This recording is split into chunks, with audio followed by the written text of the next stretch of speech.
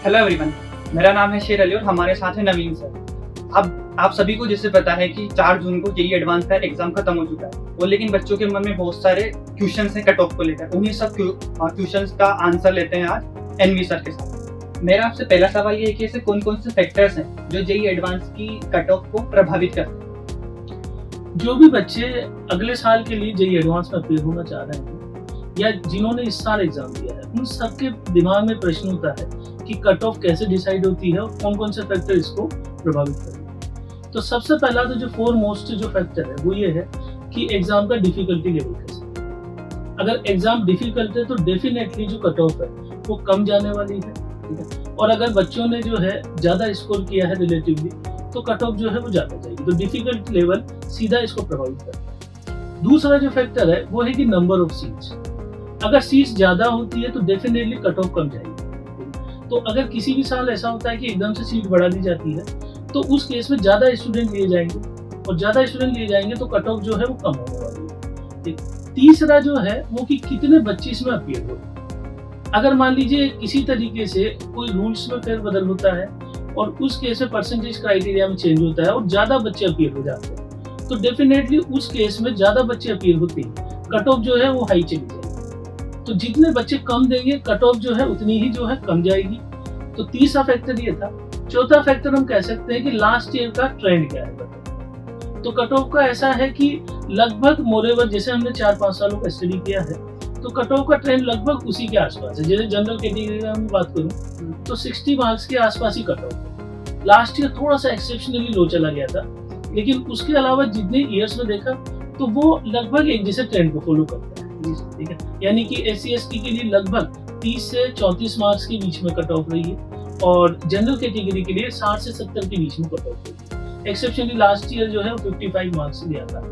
अब इस साल जो है वो कट ऑफ थोड़ी सी ज्यादा होने की उम्मीद है। अगला जो फैक्टर है, वैसे कट ऑफ का लास्ट ईयर का इस साल से कोई रिलेशन है नहीं, वो सिर्फ अपन अनुमान लगाने के लिए यूज करते हैं उस डेटा को। और उसके अलावा जो है कि कंपटीशन लेवल कैसा, यानी कि आपके साथ जो बच्चे अपीयर हो रहे हैं उनकी परफॉर्मेंस कैसी थी रिलेटिवली। तो अगर बच्चे रिलेटिवली अच्छा परफॉर्म करते हैं तो उस केस में कट ऑफ ज्यादा जाता है। मेरा आपसे दूसरा सवाल ये है कि जो पेपर का डिफिकल्टी लेवल होता है वो जेईई एडवांस की कट ऑफ को कैसे प्रभावित करता है? देखिए डिफिकल्टी लेवल जो है वो सीधा कट ऑफ को जो है, इसके बारे में बोल चुका हूँ कि ये जो है सीधा कट ऑफ को अफेक्ट करता है। कैसे कि अगर हम जैसे इसमें 3 जो सेक्शन है, ये फिजिक्स, केमिस्ट्री, मैथ, तो इंडिविजुअली इनमें किस पैटर्न पे पेपर आया है, यानी कि उनका इंडिविजुअली डिफिकल्टी लेवल क्या रहा है और ओवरऑल इसका डिफिकल्टी लेवल इस साल का क्या रहा है, ये सीधा सीधा कट ऑफ से जुड़ा हुआ है। जैसे कि अगर हम इस साल के बारे में बात करें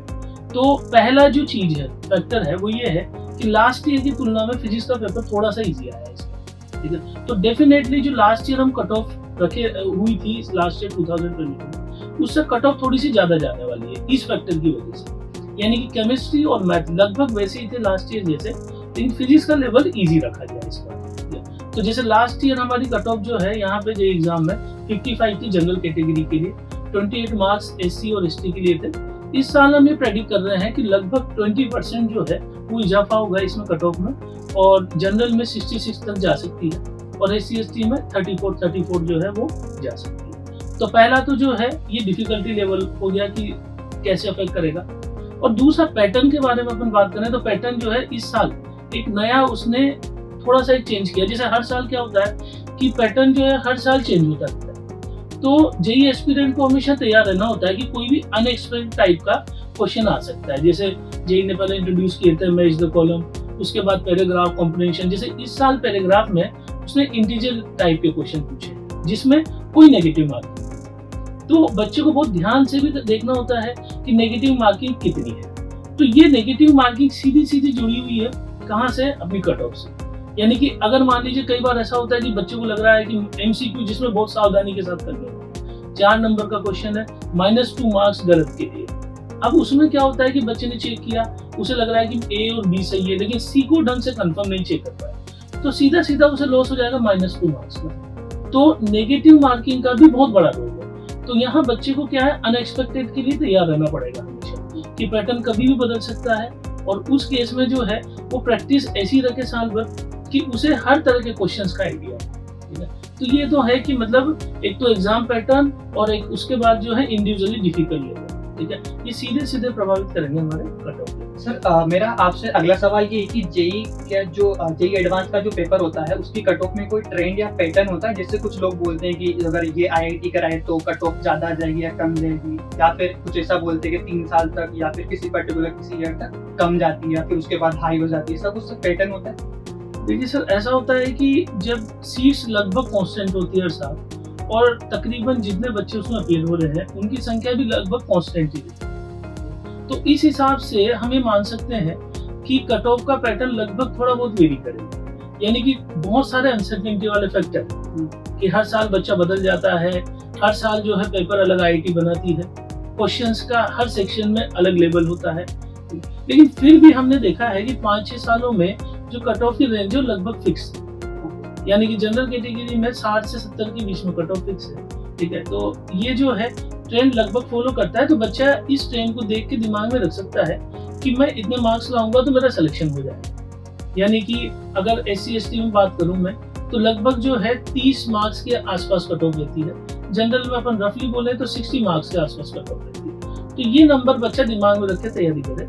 लेकिन देखिए, नंबर ही मैटर नहीं करते हैं कट ऑफ की। यहाँ पे क्या है कि उस नंबर को लाने के पीछे में बहुत ज्यादा मेहनत करनी पड़ेगी, क्योंकि जेई एडवांस का पैटर्न ऐसा है कि जब तक बच्चा बहुत कॉम्प्रिहेंसिव तरीके से नहीं पढ़े तब तक हो सकता है कि उसके लिए कट ऑफ मार्क्स भी ज्यादा हो सकते हैं। यानी कि बहुत डीपली हमें स्टडी करना होता है। तो उसके लिए जो है मेरी बच्चों को यही सलाह है कि ऑफलाइन कोचिंग पर ध्यान दें। जैसे हमने लास्ट ईयर का पैटर्न देखा तो उसमें कट ऑफ एकदम से कम गई, क्योंकि पिछले 2 साल में कोविड की वजह से बच्चे जो है वो ऑनलाइन पे डिपेंडेंट है। तो अगर आप केवल वीडियो के भरोसे रहते हैं तो उस केस में आपकी अगर प्रैक्टिस कम है तो ये बहुत मेजर प्रभावित करेगा। प्रैक्टिस अगर आप ज्यादा से ज्यादा करके एग्जाम में बैठेंगे तो डेफिनेटली कट ऑफ जो है वो हायर जाएगा, बच्चा अच्छा परफॉर्म करेगा। तो ये बेसिकली ट्रेंड जो है दिमाग में रख सकता है बच्चा जो कट ऑफ के। सर मेरा आपसे नेक्स्ट क्वेश्चन है कि जैसे कुछ फैक्टर होते हैं, जैसे एजुकेशन जो अपनी शिक्षा प्रणाली होती है उसमें चेंजेस होना, आईआईटी की सीट्स में घटने या बढ़ने से, या फिर जो गवर्नमेंट पॉलिसीज है उसमें चेंज होने से, ये सब फैक्टर क्या सर कट ऑफ में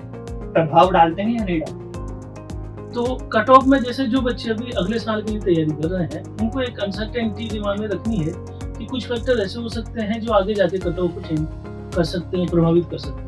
तो जैसे पहला फैक्टर हम बात कर रहे हैं, जैसे आपने कहा कि गवर्नमेंट पॉलिसी कैसे अफेक्ट करती है। तो अगर मान लीजिए कि वहाँ पर गवर्नमेंट इस तरीके से डिसाइड करती है कि कुछ नए टॉपिक जोड़ दें या कुछ टॉपिक हटा दें तो डेफिनेटली कट ऑफ को प्रभावित करता है, ठीक है। तो टॉपिक का ऐड होना, सिलेबस अगर डाइल्यूट होता है तो डेफिनेटली बच्चा अच्छा परफॉर्म कर सकता है, उसमें कट ऑफ जो है वो उस केस में हायर जा सकता है। नंबर ऑफ सीट एकदम से बढ़ा दी जाए अगर कॉलेजेस में तो डेफिनेटली बच्चे ज़्यादा सेलेक्ट होंगे और उस केस में कट ऑफ लो हो जाएगी।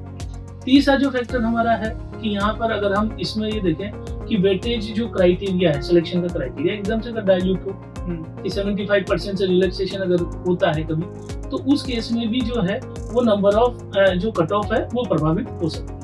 तो 3 फैक्टर हमारे ये हैं।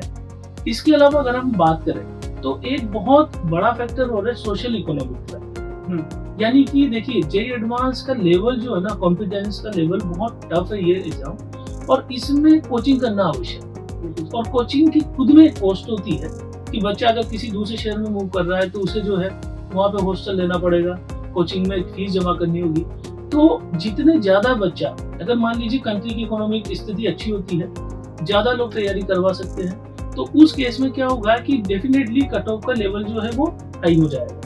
तो ये सीधा सीधा जुड़ा हुआ है कि आपके साथ जो लोग हैं वो कितने लोग कोचिंग कर रहे हैं, क्वालिटी कोचिंग। तो इस बारे में मेरे बच्चों को ये एडवाइस है कि अगर हम टारगेट कर रहे हैं जेई एडवांस एग्जाम के लिए तो हमें ये तो ध्यान रखना ही है कि केवल हम ऑनलाइन के भरोसे ना, ऑफलाइन करना आवश्यक है, बिल्कुल मस्ट है, क्योंकि यहीं पर आपको एक सब्जेक्ट के साथ जुड़ाव, लाइव जो आप देखते हो उन चीजों को जुड़ाव महसूस करते हो।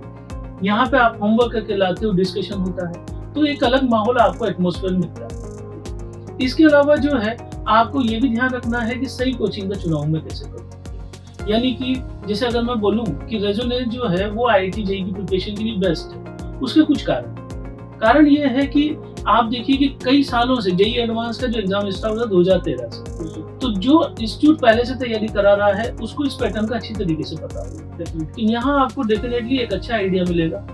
दूसरा क्या है कि जो स्टडी मटेरियल है उसका बहुत बड़ा रोल है। बच्चों को जो है वो स्टडी मटेरियल अगर लोअर क्वालिटी का दिया जाए तो उस केस में जो है वो बच्चा जो है अच्छा होते हुए भी जेईई एडवांस जैसे एग्जाम में जहाँ बहुत लॉजिकल थिंकिंग की जरूरत पड़ती है, जहाँ बहुत मल्टीपल कनेक्टेड टॉपिक्स होते हैं, तो वहाँ पे उसकी संभावना कम हो जाती है। तो रेजोनेंस का मटेरियल नो डाउट इंडिया में बेस्ट है इस समय। आप देख लीजिए कि इसमें जो है हर तरह के क्वेश्चन जो है स्टडी मटेरियल में। तो एक ये कारण है रेजोनेंस का, ठीक है। उसके अलावा सारे टीचर इसमें 15-20 सालों से कोचिंग करवा रहे हैं इसी एग्जाम के लिए, तो एक्सपीरियंस टीचर का साथ होना भी एक बहुत बड़ा फैक्टर होगा, जो कि बच्चे के लिए एक सपोर्टिव फैक्टर है। तो इसलिए बच्चे को मेरा ये कहना है कि कोचिंग का चुनाव जो है सावधानी से करें, और इस साल भर चलने वाला ऑनगोइंग डिफिकल्ट प्रोसेस है जिसमें आपको बहुत रिगरस तैयारी की आवश्यकता है। तो रेजोनेंस में रिगरस तैयारी होती है, आपकी स्टडी मटेरियल बेस्ट मिलता है आपको, और उसके अलावा जो है पैटर्न के अकॉर्डिंग सिलेबस डिजाइन है, स्टडी मटेरियल डिजाइन है, तो ये बहुत बड़ा